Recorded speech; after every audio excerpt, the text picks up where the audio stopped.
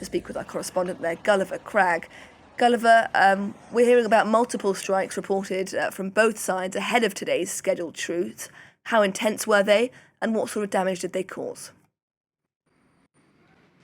Well, in a way, it was a typical night, I suppose. Both sides continuing their drone strikes. It wasn't a massive one from Russia onto Ukraine. I think that the Ukrainians talked about 190 drones, which by the standards of a year or two ago would have been considered massive, but lately they've been up to 600.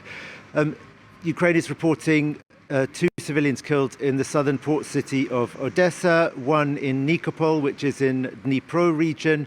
And also, aside from the drone strikes, there was a glide bomb that hit the center of Kramatorsk, the biggest Ukrainian-held city in the Donbass, in the Donetsk region this morning. 10 people there. A person I know who lives in Kramatorsk told me that the sound of artillery was heard right up until about 10 minutes before the ceasefire was due to go into effect. She said it sounded like Ukrainians actually firing Grad rockets at the Russians. And interestingly, after that, it did go silent. The Russians didn't immediately respond to that. Both sides have said that they will respect the ceasefire, but that if it's violated, they will respond, which makes it extremely fragile. If you think about what the front line looks like, in Ukraine, people don't really talk about a front line anymore. They talk about a kill zone.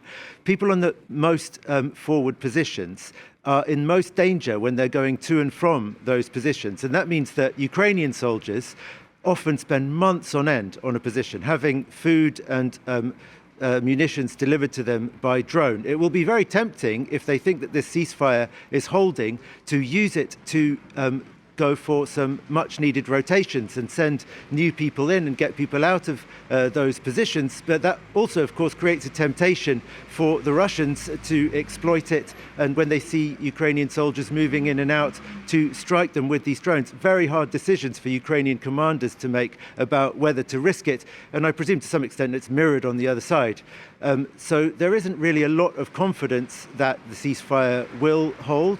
That's the kind of atmosphere that I'm feeling here in Ukraine, and there are some little reports coming in on social media channels that it's already been violated. The Russians, I think, accusing the Ukrainians of using artillery, and Ukrainians accusing the Russians of using artillery in the Kherson region in the south. And also air alerts went off in Kramatorsk and the Pokrovsk district in Donetsk region a little earlier. They've been cancelled now, and I didn't see reports coming in about whether there were actually any strikes, but certainly there was an alert. Gulliver, meanwhile, there has been a significant prisoner swap this Saturday. What more can you tell us about that? So it's 175 prisoners of war on each side, and also 7 Ukrainian civilians who were held by Russia.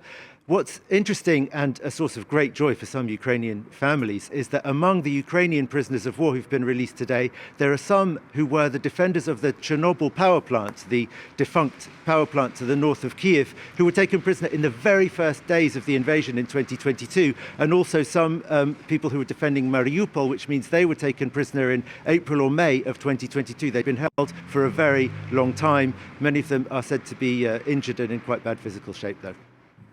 Gulliver Cragg reporting live there from Kyiv. Thank you very much.